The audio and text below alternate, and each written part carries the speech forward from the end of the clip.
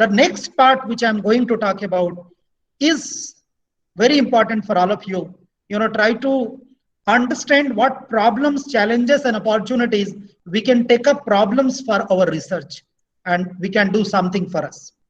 You look at here, there is an interesting picture, and that picture says that smart city and in smart transportation system. Smart city, you can plan a smart city, you can have a smart environment monitoring system, you can have a smart health monitoring system, you can have a smart agriculture system, you can have a smart water pollution monitoring system, you can have a smart air control, air quality assessment system, and this is how you can develop a smart city by controlling the amount of, by monitoring the amount of, the quality of air, the quality of water, the quality of radiation, the quality of the decibel level of sound, and this is how you can monitor the entire city. What we are, what we dream as a smart city, an intelligent city that can handle with all challenges of environment and can, can mitigate the difficulties and challenges due to the environmental and other factors.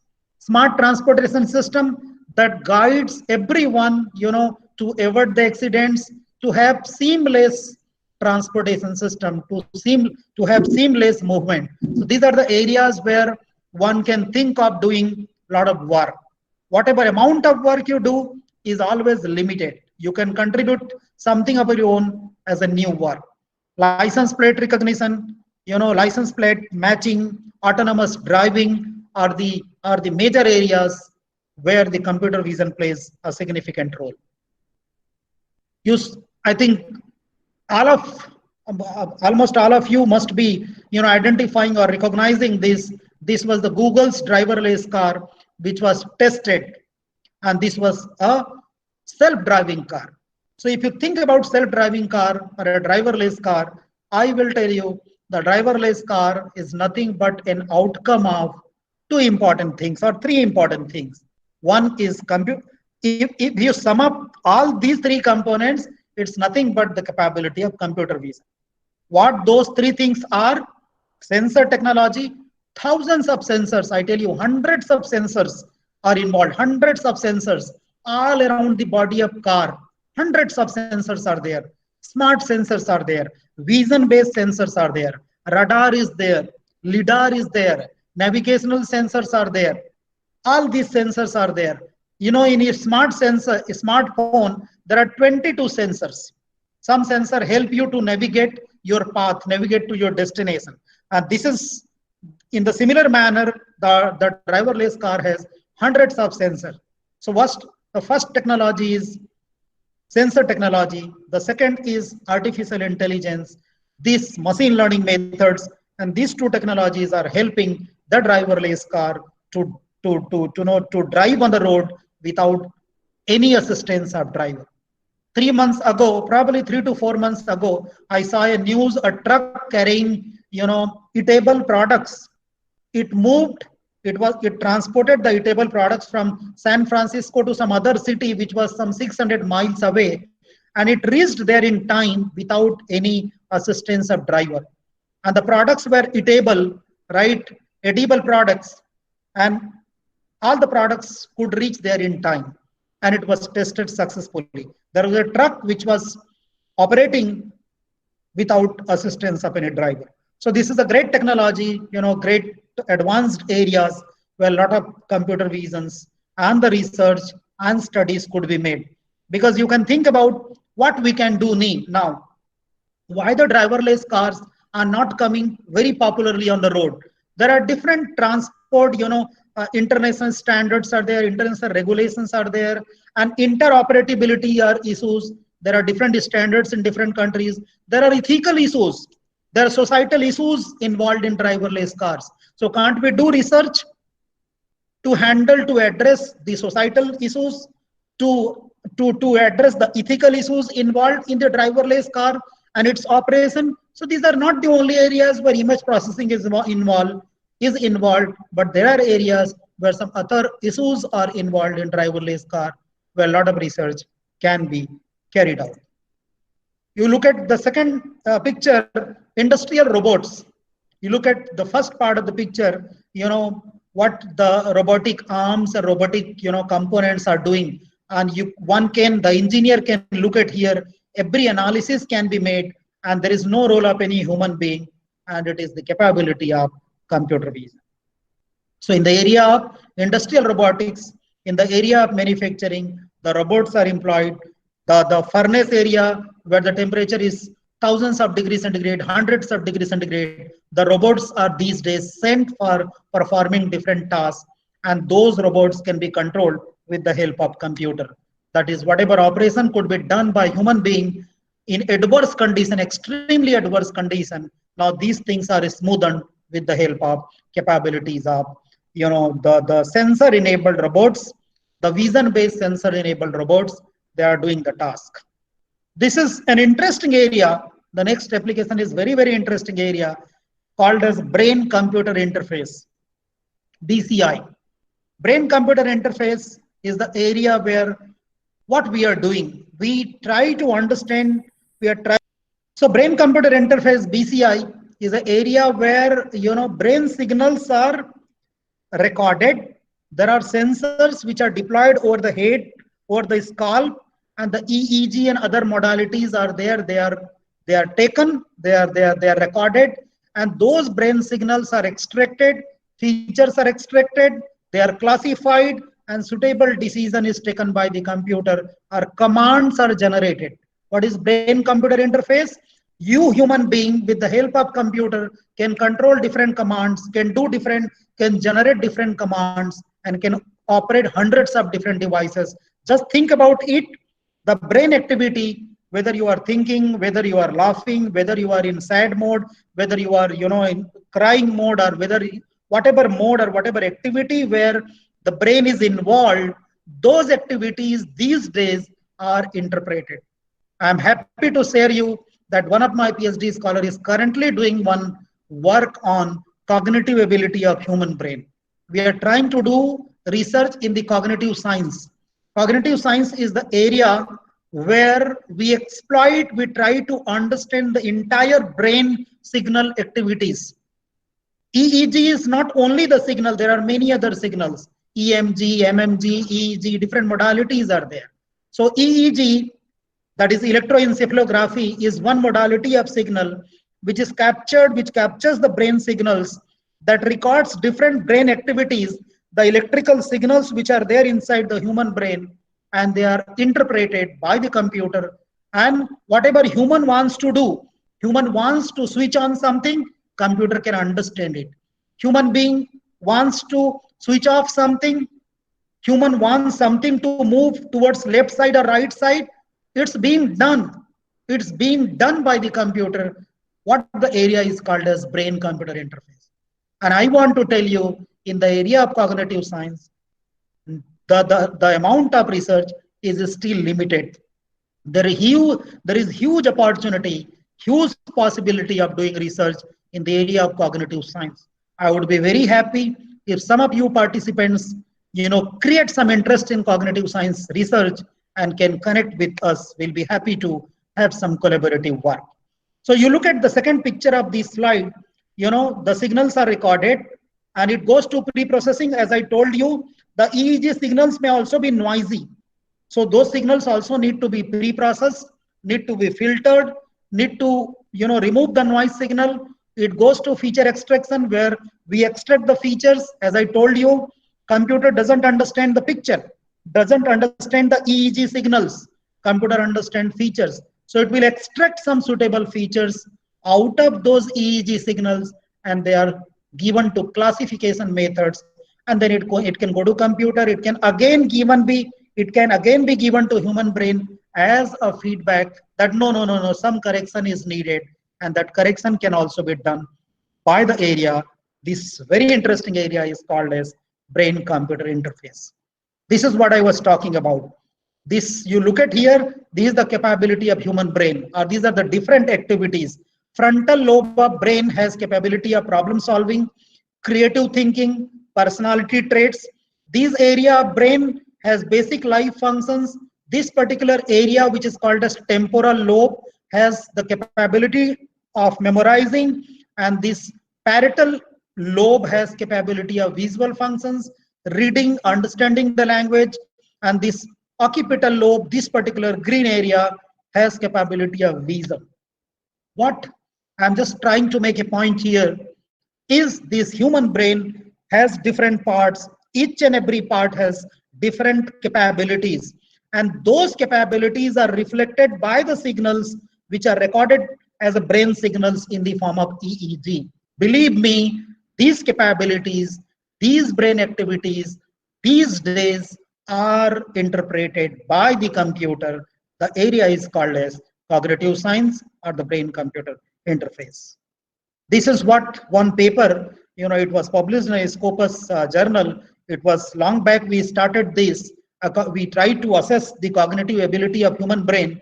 You can look at here, the cognitive ability to correctly recognize is more in women as compared to men. If you go from age wise, the more capability is there in children as compared to adults. The time to recall something which is stored inside the memory, the time taken by women is less than the time taken by men. And I have given this link. One can go to this paper and see what a small, introduction was given about cognitive ability. So a lot of work is going on in this area of cognitive ability of human brain. This is an application of cognitive science. The ability to recall, the ability to identify, the ability to recognize, the ability not to recognize, all these are these days interpreted by the areas. This is a very popular area. One of our chapter was published in the edited book with Springer, and this small work was done by my students of Myanmar here. They implemented this work on Myanmar Sign Language. Myanmar Sign Language or any sign languages. There are research in Indian Sign Language is very useful for deaf and dumb. That's also the application of computer vision.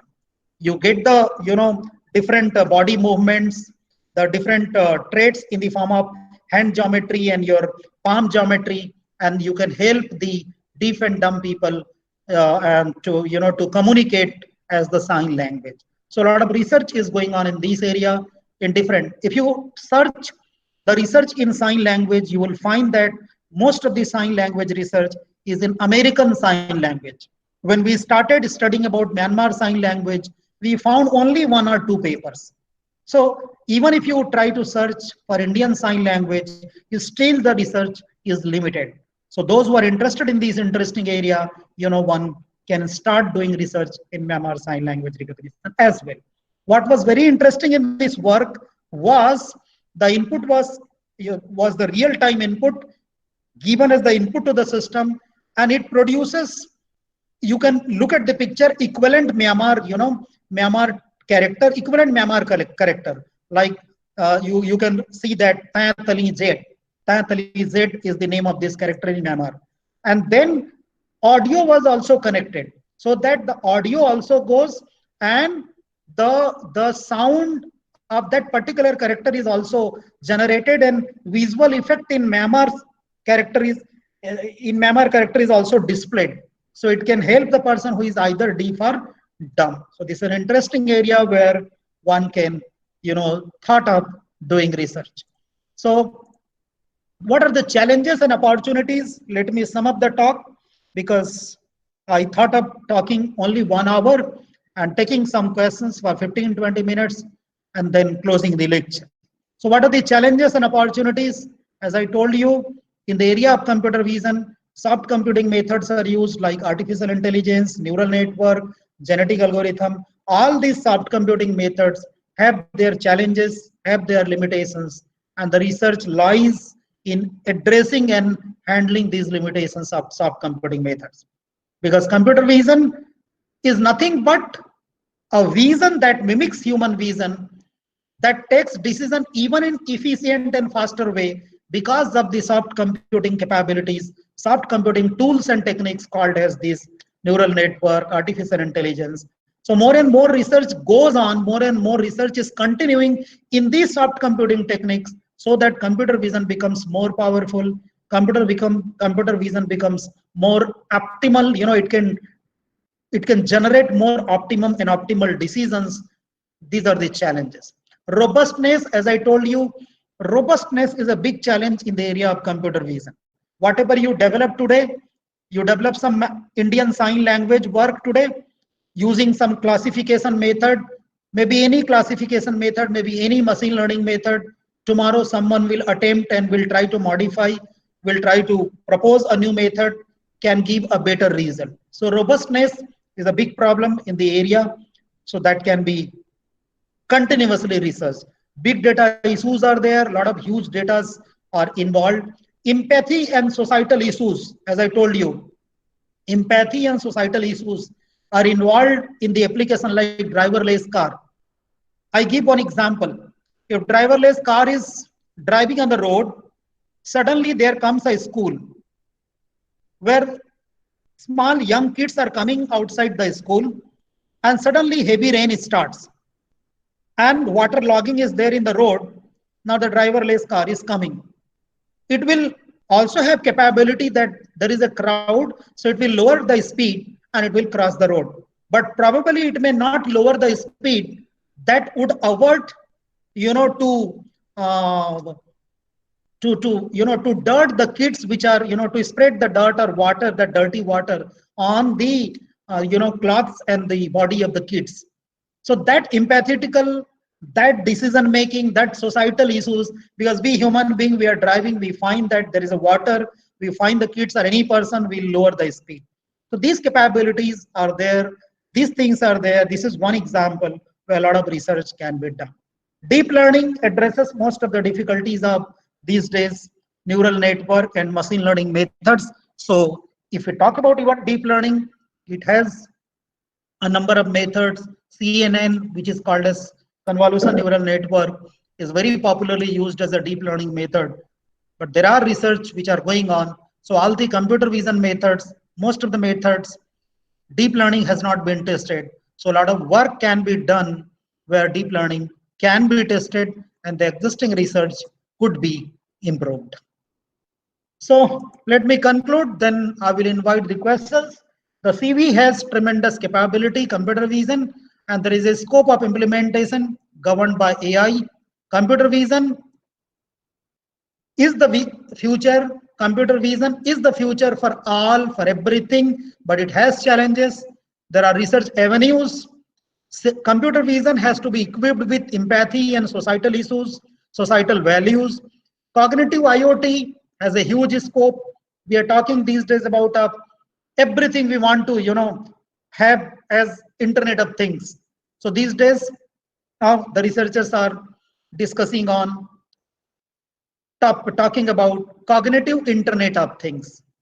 The Internet of Things, which has cognitive capability, which has a smart sensing capability, which has a smart interpreting capability. That is what is cognitive. Cognitive radio is the area where the computer vision plays a role. So computer vision also enables smartness in all the systems like I talked about, smart environment monitoring system, smart city, smart transport system, smart surgery. These are the few applications, but the application areas are not limited. A lot of things can be done. And this is what I wanted to, talk about as an overview of computer vision versus human vision. And computer vision is the system where human vision is mimicked. The capability of human vision is exploited, and computer vision plays an important role in the modern society, in the modern application areas. This is my concluding slide. You can look at this slide. I will just close in next 1 minute, right? I always conclude my lecture everywhere with this slide. Look at this. This is popularly known as Einstein's equation, where we interpret E as energy, M as motivation, C as commitment, but I have different interpretation. M remains motivation, C is commitment, more is the commitment, more will be the excellence. If our commitment is half for any work, any research or any activity, our excellence will be 1/4. If we are doubly committed, no one can stop us to excel 4 times or, more stronger way as compared to the persons who are less committed. So that's all from my side. Thank you so much for joining this. I hope this might have benefited you, might have created some interest. The idea was not to talk much about research. I could have taken cognitive science research where we are working. Actually, we have been working research. I could have taken that topic, but I thought that let me discuss an overview of computer vision and human vision and what are the potential possibilities and opportunities for the research. That was the idea. Thank you so much from my side. Hari, now it's up to you.